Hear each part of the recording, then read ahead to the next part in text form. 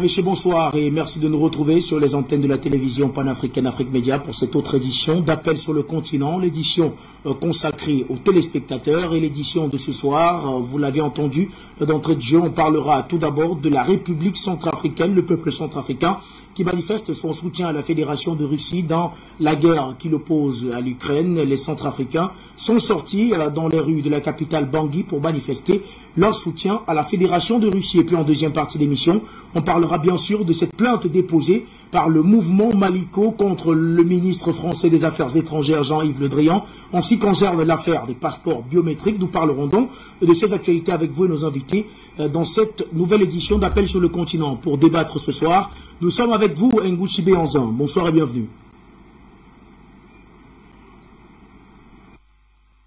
Journaliste, comment allez-vous? Et je profite pour saluer aussi les téléspectateurs d'Afrique Média, le peuple africain et le peuple du monde qui nous regardent en ce moment.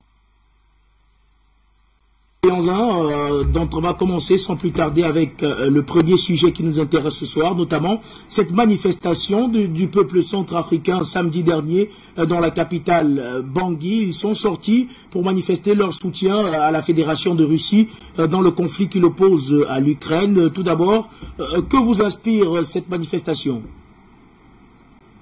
Cette manifestation inspire tout simplement le soutien du peuple centrafricain envers le peuple russe, parce que vous savez que la Russie est aux côtés du peuple centrafricain dans la lutte contre le terrorisme, après que l'armée française a quitté la Centrafrique. Donc pour moi, c'est tout à fait normal de se soutenir quand l'autre a des problèmes. Si la Russie soutient le peuple centrafricain, c'est normal que le peuple centrafricain aussi en retour puisse soutenir la Russie quand elle fait face en ce moment à une association de malfaiteurs qui est l'Occident, qui ne cesse de mettre des sanctions contre la Russie. Est-ce que on peut dire que l'Afrique est en train de basculer vers la Russie? Parce qu'il faut dire, lors de la dernière Assemblée Générale des Nations Unies, on a vu la position prise par le continent africain, en tout cas par certains pays du continent africain. Est-ce que d'après vous, la Russie, le continent est en train de basculer vers la Russie?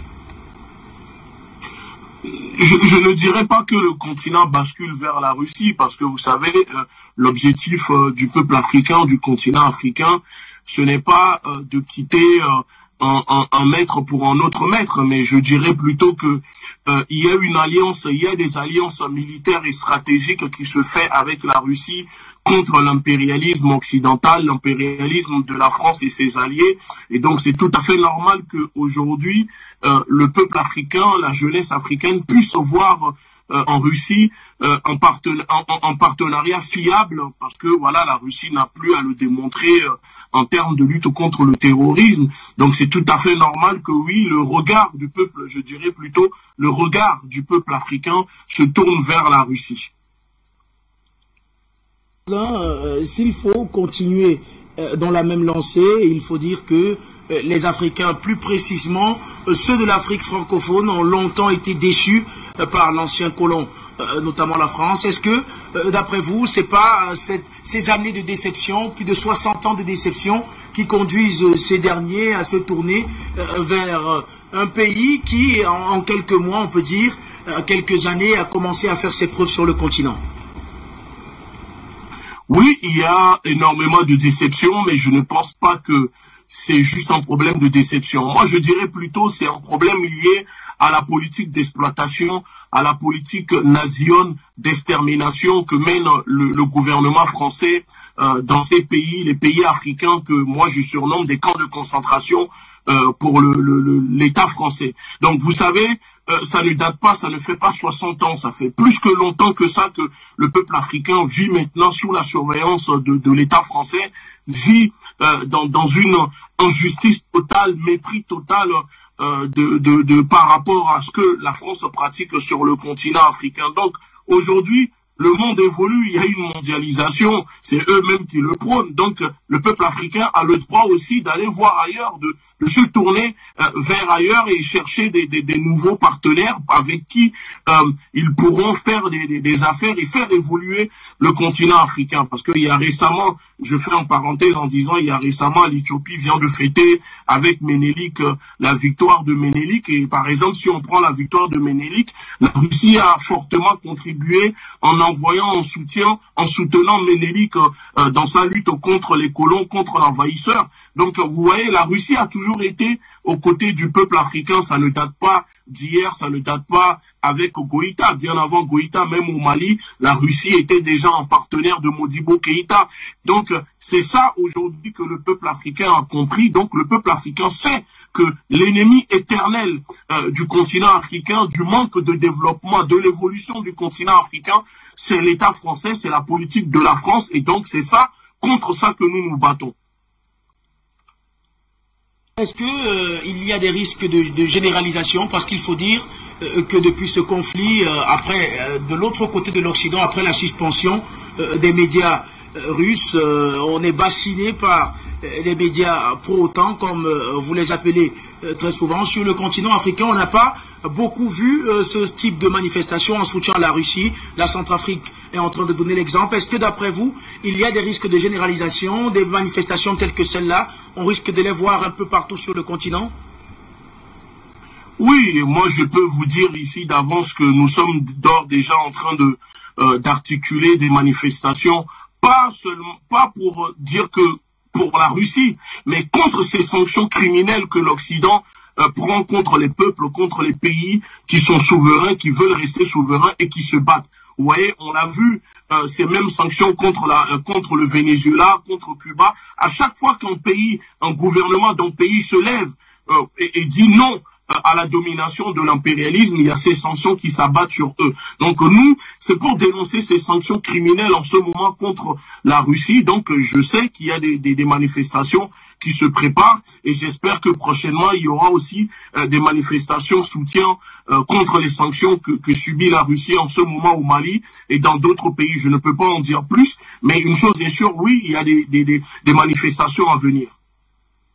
Manifestations bien sûr à venir sur le continent et de l'autre côté, pour vous qui êtes en France, est-ce que on observe également des manifestations pro-russes de ce côté-là? Bah, écoutez, vous savez, pour le moment, tout est calme ici. Et avant, si ce n'est pas la Ligue de défense nord-africaine qui mène des actions, qui se lève, vous savez très bien comment ça se passe ici dans la diaspora. Mais je peux aussi vous dire que il y a des actions qui arrivent, il y a des actions qui se préparent.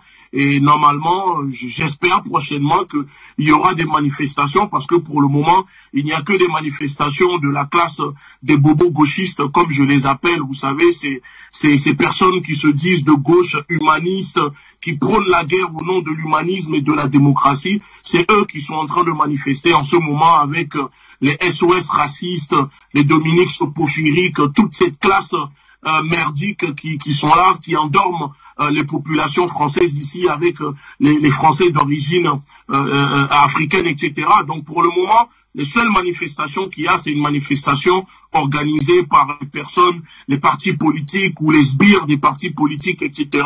en soutien à l'Ukraine.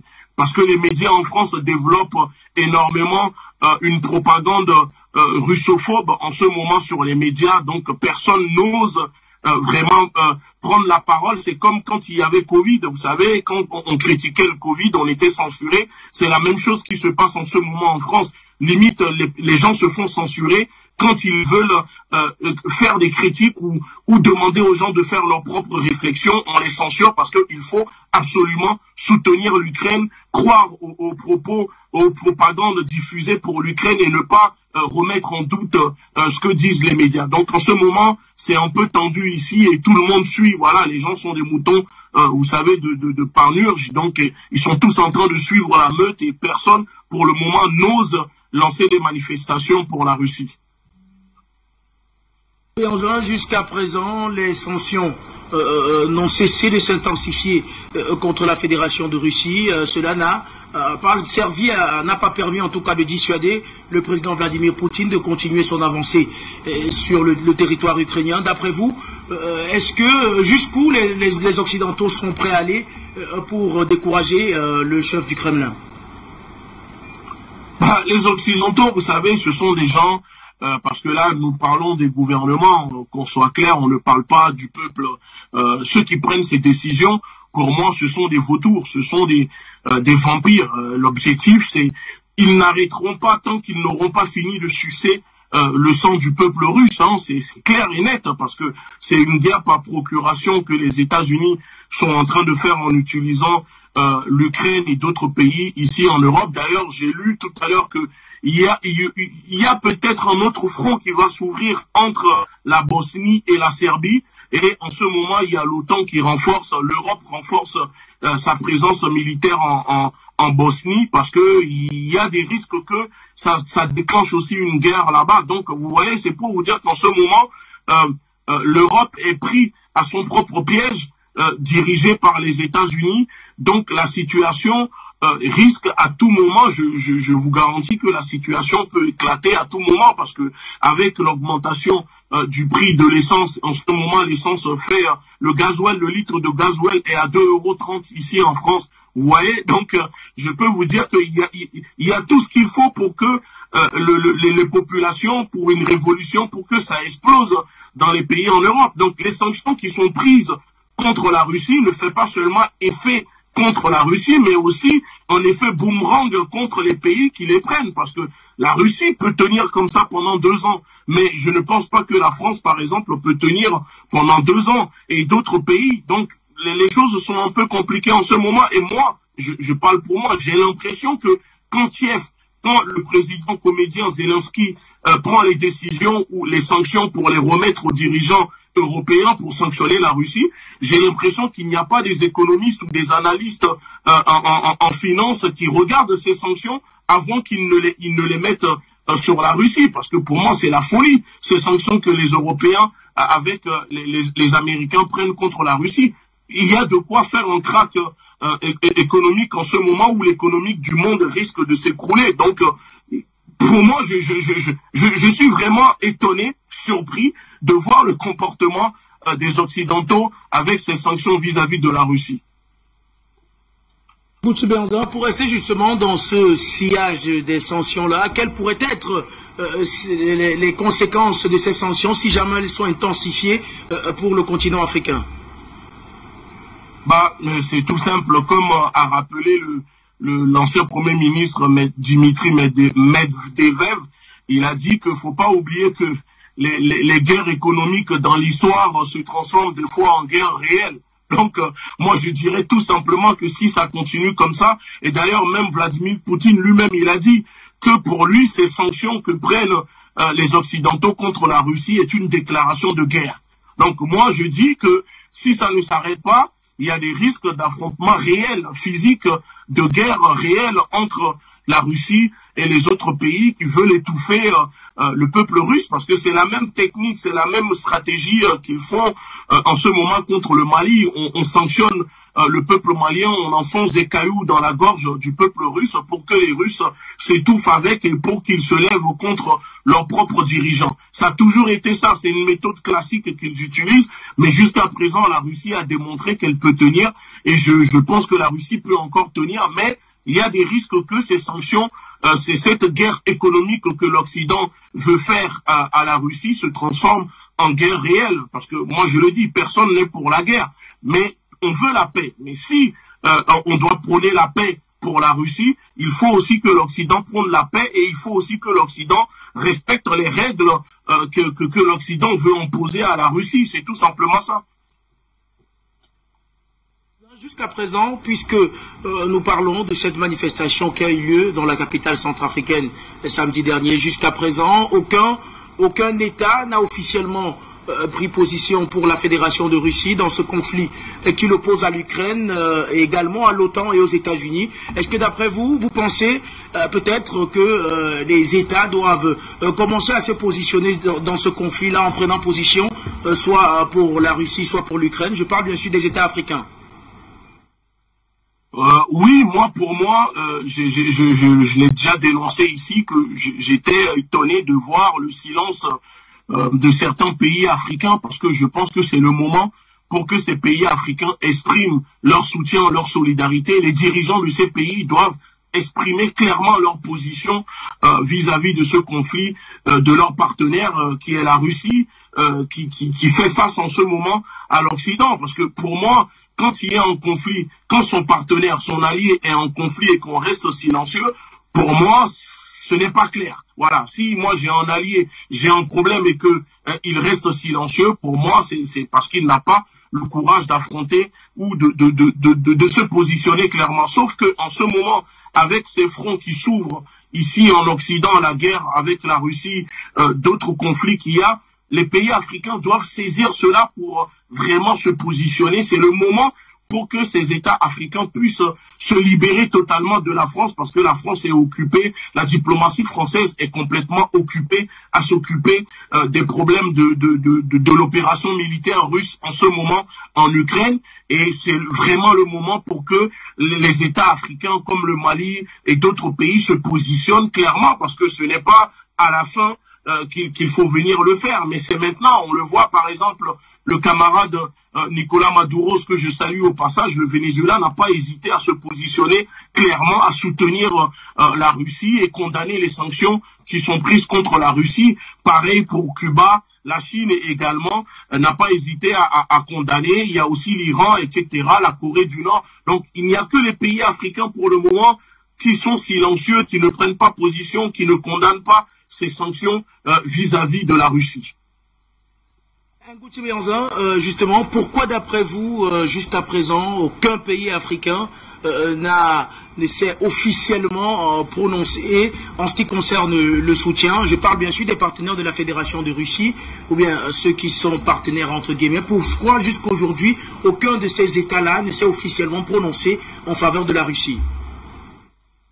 Moi, je pense tout simplement parce que quand on prend les pays membres de la CEDEAO qui disposent du franc CFA, il y a la peur. Il y a la peur de dire que si on prend position, si on soutient ou on condamne les sanctions qui sont prises par les Occidentaux contre la Russie, ils pourront, la France, parce que la France est à la tête de ça, peut essayer de nous étrangler, peuvent essayer de nous attaquer. Donc, on va essayer de jouer, je soutiens, mais je ne soutiens pas, je suis pour, mais je ne suis pas pour. Parce que voilà, les pays africains ne sont pas souverains comme la Russie. La Russie, elle est souveraine, elle est indépendante, elle ne dépend pas des Occidentaux. Alors que nos pays africains, il y a le franc CFA, il y a les bases militaires de l'armée d'occupation française sur les terres africaines, il y a les mercenaires de la France sur nos terres. C'est la France qui paye les fonctionnaires chaque mois, parce que peut-être les gens ne le savent pas, mais les fonctionnaires en Afrique, c'est la France qui paye, qui débloque l'argent pour payer les fonctionnaires. Donc il y a beaucoup de paramètres qu'il faut aussi prendre en compte, qui font que peut-être voilà, ces gouvernements qui sont des gouvernements entendants, qui ne sont pas des gouvernements indépendants, se disent voilà, on ne va pas trop y aller parce que vous voyez déjà les sanctions qu'ils mettent contre la Russie. Et imaginez seulement la moitié du quart de ces sanctions contre nous, on n'existerait plus. Donc, il y a aussi la peur. Mais moi, je dirais qu'à un moment, il ne faut pas avoir peur tout le temps. Il faut savoir affronter les choses. Le Venezuela vit sous blocus criminel de l'Empire américain jusqu'à présent, qui fait des morts au Venezuela, mais ça n'empêche pas le Venezuela de condamner, de prendre position et de dire même à la Russie que s'il y a une guerre réelle, le Venezuela est disponible à participer, à envoyer des soldats pour soutenir la Russie. Donc si le Venezuela, un pays qui vit sous blocus criminel, où des gens meurent de faim à cause de l'impérialisme américain et occidental, arrive et a le courage de soutenir son allié, pourquoi les pays africains qui sont partenaires, qui sont alliés de la Russie, n'auront-ils pas le courage de le faire?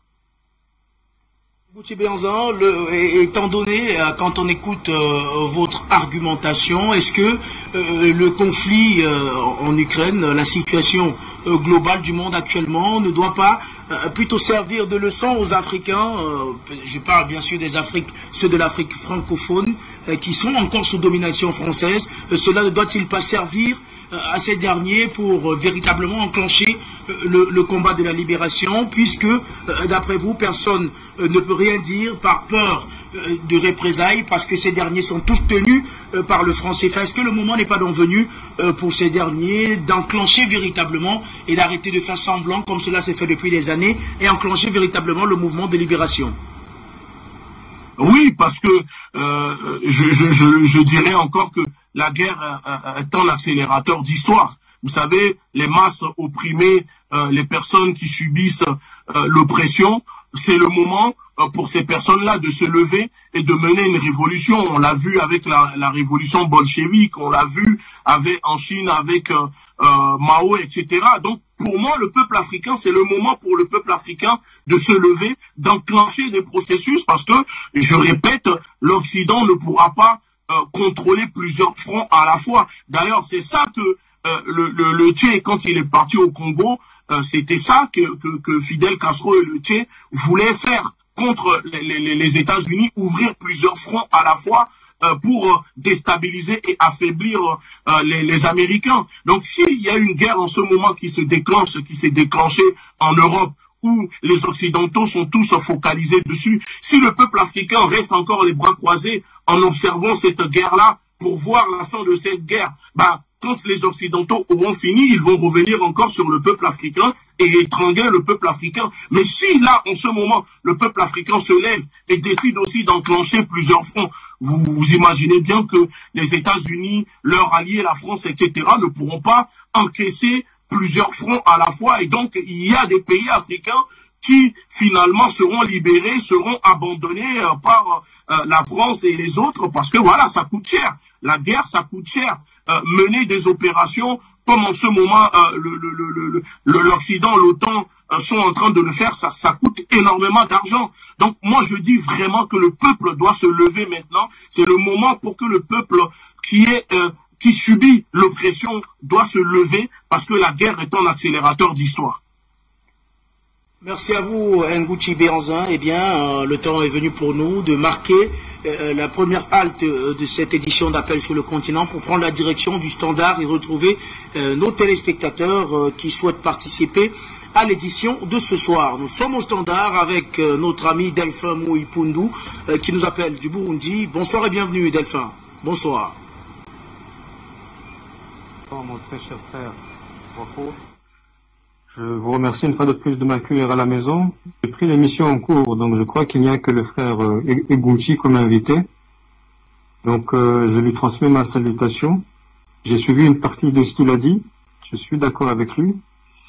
Ma propre expérience, quand je vivais encore en Europe, j'ai constaté en effet chez les frères et sœurs issus de zones CFA, une sorte, pas de peur, mais une sorte de timidité, comme on dit assez souvent, ils sont impressionnés par le blanc, et en particulier le français. Donc c'est pour cela que, à mon humble avis, ils n'ont pas voté ouvertement contre les sanctions initiées contre la Russie. Je vais donner un exemple. L'une des dernières sanctions dispose que tous les magasins LVMH qui étaient en Russie ont fermé. Quand je vois comment certains Africains copient-collent tout ce qui vient de Paris, je n'imagine pas l'onde de choc qu'aurait provoqué une telle sanction, par exemple, chez notre ami Alassane Dramane Ouattara. Bien sûr, je suis ironique quand je dis notre ami, ce monsieur-là, je ne peux pas le supporter. Donc, à partir de là, j'inclinerai plutôt vers les propos de monsieur Ngouchi en disant qu'à partir d'un moment, surtout aujourd'hui où le monde multipolaire est de plus en plus visible, il y a 3, 4, 5 ans en arrière, ce n'était pas forcément le cas, mais aujourd'hui c'est plus visible. Il faudrait effectivement que plus de pays en zone CFA deviennent un peu plus courageux. Je sais que ce n'est pas facile, hein. Beaucoup d'armées dans la zone CFA sont en train d'être remis sur pied. C'est le cas de l'armée centrafricaine. Nous avons même plusieurs pays qui participent à cela, en dehors de la Russie, le Rwanda, le Burundi, il y a le Cameroun notamment, qui aide les frères et sœurs de Bangui. Donc à partir de là, il faut mettre cela, je dirais, de façon parallèle en place, parce que le nœud géopolitique français, comme je l'appelle souvent, est dorénavant visible. Aujourd'hui, on ne peut pas douter de la petitesse, de l'influence de la France en Afrique, eu égard à l'arrivée de nouveaux acteurs que sont notamment la Russie et la Chine. Et pour ne pas m'éterniser au plateau, je dirais que je ne suis pas en train de faire des leçons gratuites à la zone CFA. Vous savez tous de quel pays je viens. Burundi fait même partie, aux côtés du Cameroun, des États qui se sont abstenus de voter ces sanctions soi-disant démocrates. Donc, vous savez très bien que nous, du côté du Burundi, pour nous, la France est purement insignifiant. Pour un nègre de maison comme Bazoum, la France a du poids, mais chez nous, elle ne pèse même pas un gramme. Hein. Donc voilà, continuons à travailler entre Africains. Je parle souvent de coopération avec Russie et Chine, mais là, j'ai l'occasion de parler aussi d'une chose non moins importante, qui est la coopération intra-africaine. Prenons les uns pour les autres des exemples qui fonctionnent et allons de l'avant, comme on dit chez moi, Songambele. Donc voilà, Afrique Média, une fois de plus, le monde c'est nous. Et bon début de semaine à toutes et à tous. Bon début de semaine à vous également, cher Delphin, à votre suite. On va retrouver Jamal qui nous a rejoint également. Bonsoir et bienvenue. Bonsoir.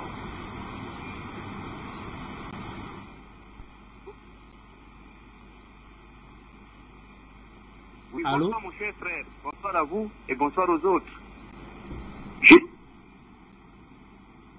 Je dirais juste que Afrique Média reste la meilleure chaîne. Si nous n'avions pas Afrique Média, je vous assure que nous serions emballés par BBC, tous ces radios, Voix Noël et tous ces Voix Africa, etc., ces France 24. Bravo Afrique Média, parce qu'il a fallu que nous ayons cette chaîne pour comprendre que cette chaîne est d'abord la chaîne des Noirs. Alors, qu'est-ce qui se passe?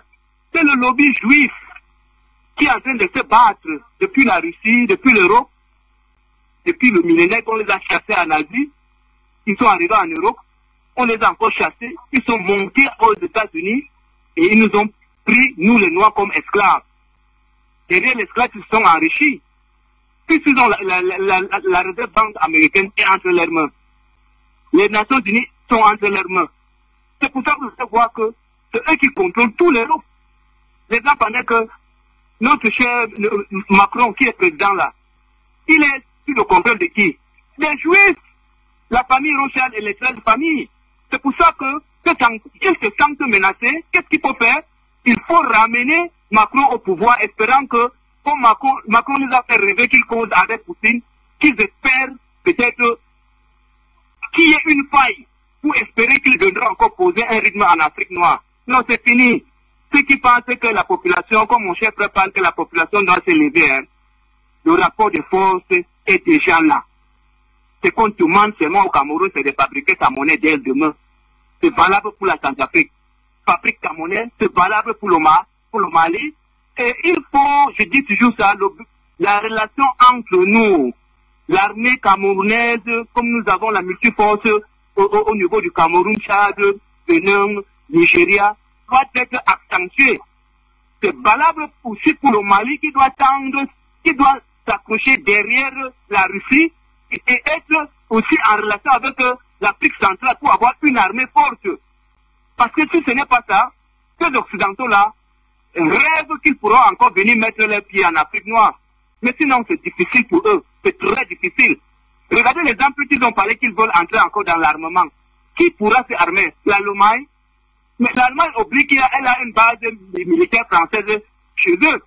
Et l'Europe, là, comme par exemple la France qui bavarde beaucoup, qui gesticule, qui fait comme si elle est forte, qu'ils ont le nucléaire. La France aussi ne peut même pas. Que les Occidentaux là tout accrochent derrière la France pour aller lutter contre la Russie, pour prouver qu'ils sont forts. Ils ne sont pas forts, ces gens. Donc il est temps pour nous autres Africains de comprendre que en ce moment, la France ne pourra plus parler fort en Afrique noire. Ça, c'est à nous maintenant de prendre nos décisions. Et que nos dirigeants, qui ont encore l'air bien en Europe, qu'ils comprennent que l'investissement maintenant, c'est en Afrique noire. Aller au Congo, allez au Gabon, allez en Guinée équatoriale, allez partout en Guinée-Bissau, investissez mes chers frères noirs, mettez votre argent là-bas, créez votre paradis. Le paradis noir doit être en Afrique noire et avoir maintenant la main de la Russie et de la Chine. Par contre, l'Europe là, elle va tomber, elle est en train de tomber et elle tombera. Et la France qui je suis là, moi je souhaite que la France aille en guerre. Comme ça va nous permettre de résoudre le problème français, américain et anglais. Donc là, comme ils font là, c'est juste pour parler, trop de discours, trop d'applaudissements. Alors que c'est eux qui ont amené le président ukrainien là, Zelensky, dans la dérive. C'est eux qui l'ont amené là-bas. Donc tant mieux pour eux. Qu'Allah vous garde. À vous, cher Jamal, à votre suite, on va retrouver M. Augustin Billet, qui nous a rejoint également. Bonsoir et bienvenue. Bonsoir. Chers frères, bonsoir à l'Afrique, bonsoir Afrique Média. Moi, je voudrais d'abord réitérer mes remerciements à Afrique Média, celui qui a créé Afrique Média, et à vous tous qui faites le travail, parce qu'on a vu l'immensité du travail que vous aviez fait. Les consciences africaines, c'est-à-dire que la jeunesse africaine a compris la chose, de sorte que cette masse est devenue critique, elle est devenue une masse de pression sur les chefs d'État, etc. Maintenant, moi je voudrais dire que concernant le soutien à la Russie, mais regardons les événements qui se passent, c'est le début de la fin de la domination occidentale sur le monde. Quand vous regardez les événements, on voit par exemple, depuis quelques années, il y a des événements qui commencent à se succéder, pour qu'on puisse comprendre qu'en réalité, ils sont en train de chuter, ils sont en train de tomber. On prend le cas, par exemple, de Trump, l'arrivée de Trump au pouvoir, qui a mélangé le calcul de ces personnes-là, même s'ils l'ont enlevé. Et quand je prends le cas de Laurent Gbagbo, il aurait fallu que Trump soit là pour que la CPI, qui mette la pression sur la CPI qu'on libère Gbagbo. Donc ça, ce sont les événements qui suivent. Quand on voit l'arrivée d'Afrique Média, le travail qu'Afrique Média est en train de faire, quand on voit, par exemple, le coup d'État qui se passe en Afrique de l'Ouest, et l'arrivée de la Russie en Afrique. Et quand on voit, par exemple, ce que les Européens font, ils vont pousser, par exemple, le président ukrainien, à créer cette guerre-là. Et ils posent des sanctions contre la Russie, alors que ces sanctions reviennent contre eux. Ces sanctions vont les affaiblir. Finalement, ils n'auront plus l'opportunité de mettre la pression sur l'Afrique. Ils n'auront plus l'opportunité de revenir en Afrique, de venir exploiter comme ils le faisaient. Parce que quand on prend le cas du Mali, par exemple, la France ne peut plus retourner au Mali pour aller chercher à exploiter les ressources. C'est pas possible. Et quand on regarde, il y a certains pays, à partir de ce qui est en train de se passer, quand la Russie va finir, on voit qu'il y a beaucoup de pays en Afrique qui avaient peur, par exemple, de se signaler, qui vont tisser des alliances avec la Russie, et la Russie qui sera puissante, qui sera forte désormais, va s'implanter en fait. Donc quand on regarde les événements, on se dit dans tous les cas, c'est fini pour ce monde-là en fait. Donc moi, je dis qu'il n'y a pas lieu de se presser. Seulement ce qu'on peut dire, on peut demander à la masse populaire, à la jeunesse de tenter de temps en temps de marcher, de faire des choses pour soutenir la Russie. Mais ne comptez pas sur les chefs d'État qui sont bloqués, qui ont des difficultés, qui sont arrivés au pouvoir par ces Français-là, de poser des actes contre, par exemple, la France. C'est pas possible. Mais je pense que la population, comme ça s'est passé au Mali, ça se passe actuellement en RCA, on peut peut-être faire ce genre de choses, de soutenir la Russie aussi, comme vous le faites en Afrique Média. Parce que toutes les émissions que vous faites, le soutien à la Russie, ça dévoile tout ce que ces médias mensonges-là sont en train, par exemple, de dire si la Russie. Je me souviens que quand il y a eu le cas de la Syrie, il y a eu des grandes émissions qui se sont passées au départ sur Afrique Média, qui a ouvert l'esprit des gens, qui a dévoilé certaines choses que les gens voulaient cacher. Donc tout ça, c'est un soutien à la Russie. Donc quelque part, la Russie sera reconnaissante aussi, et puis elle va vouloir forcément accentuer sa présence en Afrique. Et ça va créer des problèmes à ces Occidentaux-là. Donc je suppose que où nous sommes en train d'aller, quand on regarde le temps en train de venir, il y a une main qui est en train de pousser les choses. Et ça serait irréversible, c'est pas possible. C'est-à-dire que les choses vont forcément changer. Avec ces médias, avec l'Internet, avec les réseaux sociaux, parce que c'est la fin de ce monde occidental-là, c'est la fin de cette domination des impérialistes. Donc voilà ce que je voulais dire. Merci et bonne émission. Merci à vous également, monsieur Augustin. À votre suite, on va prendre notre appelant. Allô, bonsoir. Zafel nous a rejoint. Bonsoir, Zafel. Bonsoir, Junior. Et bonsoir à tous les techniciens d'Afrique Média. Bonsoir à tous ceux qui sont là ce soir pour nous aider à voir cette télévision qui est là pour sauver la face de l'Afrique. Merci tous les techniciens. Vraiment, vous travaillez durement. Et que vous faites vraiment, ça va droit au cœur de tous les Africains. Parce que cette télévision, je pense qu'elle va se multiplier encore dans plusieurs pays pour que puisse vraiment barrer le chemin à tous ces blancs. C'est quand ils disent blancs, c'est trop dit à ces Français. Ils viennent nous piétiner toujours. Mais Afrique Média, bienvenue aujourd'hui pour que nous puissions ouvrir les yeux et voir ce qu'il y a à l'extérieur. Maintenant, je vais intervenir sur le sujet. Parce que ce que je vois toujours, quand je vois les images, de la République centrafricaine. Attends, je pense que il y a des milliers de jeunes dans ce pays-là. Même si tu sais pas, marcher là, venir assister, venir sortir de ta maison, et puis venir rester même dans la rue, ça fait quelque chose. C'est pas parce que on n'est pas né pour marcher, mais c'est quelque chose qui nous emmène à marcher. Parce que si tu es là et tu n'as pas de quoi manger, ça va te pousser à sortir pour aller chercher de quoi manger. Alors aujourd'hui, la manière que les Blancs, les Français vous êtes tenus pendant des années, regardez votre pays aujourd'hui. Et si quand il y a et puis maintenant que il y a un président qui est arrivé, qui veut vous sauver là, vous devez sortir, quel que soit. Si même si tu es en train de manger, si tu es dans ton village, tu dois prendre, un camion pour venir dans la capitale pour manifester, pour que, ces gens-là quittent votre pays. Ne restez pas dans la maison. C'est pourquoi la guerre entre vous là, vous êtes rempli dans les rues. On vous a vu pendant ce barricade, on vous a vu tout ça, tout ce monde-là. C'était rempli dans la rue. Aujourd'hui, moi, je veux voir des tonnes de Centrafricains dans la rue. Pas une poignée de personnes là qui arrêtées là. Moi, je pense que vous n'êtes pas, même si vous êtes 3 millions et 2 millions, vous êtes plus de 5 millions. Alors donc, tout ce monde doit venir dans la rue pour faire partir les Français de votre pays, pour que vous puissiez respirer correctement, pour que vous puissiez profiter de vos richesses.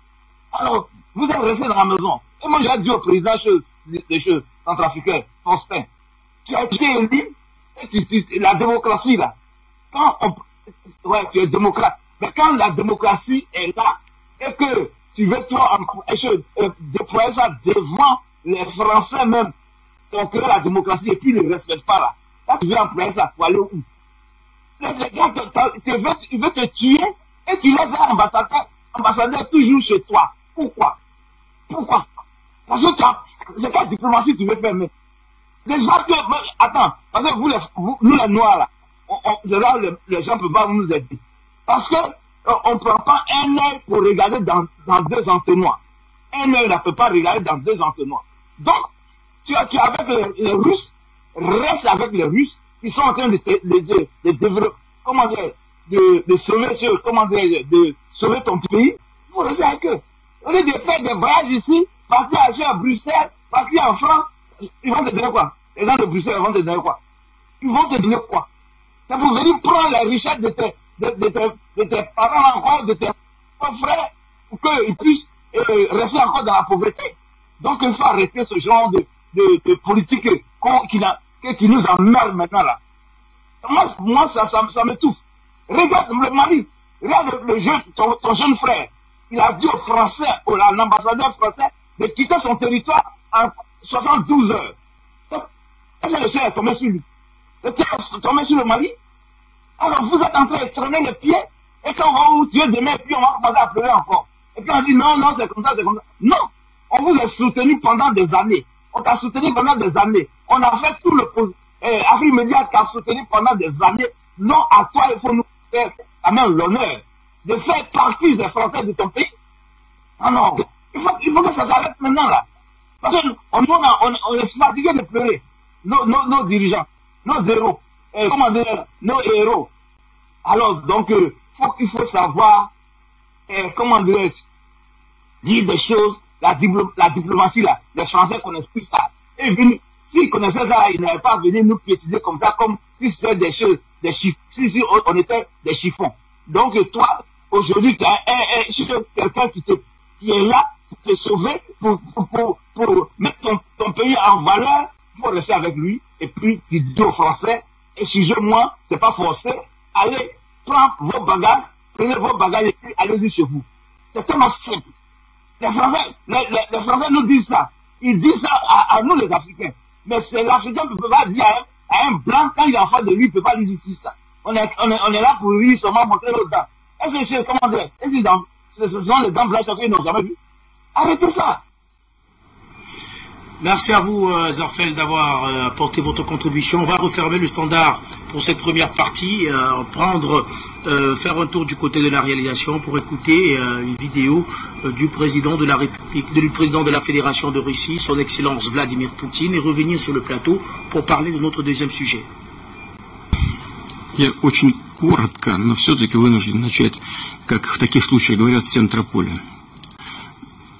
Я сказал об этом при начале операции и говорил до того, как было принято это решение. Тяжелое решение, без всяких сомнений. В чем дело? Дело в том, что после государственного антиконституционного переворота на Украине, который активно поддерживался, к сожалению, западными странами, ну что греха таить, они же не скрывают это, прямо сказали, что затратили на это $5 миллиардов.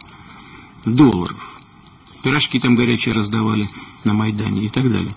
А потом вместо того, чтобы вернуть ситуацию, даже если она вышла из-под контроля, даже если это так называемый эксцесс исполнителя, есть такое юридическое понятие, то есть планировали одно, сделали другое, все равно могли и должны были бы вернуть эту ситуацию в политическое русло. Тем более, что накануне этого госпереворота приехали 3 министра иностранных дел в Киев в 2014 году и подписали с действующей властью тогда соглашение и выступили в качестве гарантов этих договоренностей о том, что ситуация будет развиваться в политическом русле. Нет, ничего подобного. Retournons sur le plateau pour sortir de cette première thématique. On va prendre une légère transition qui va nous amener ensuite à notre deuxième sujet.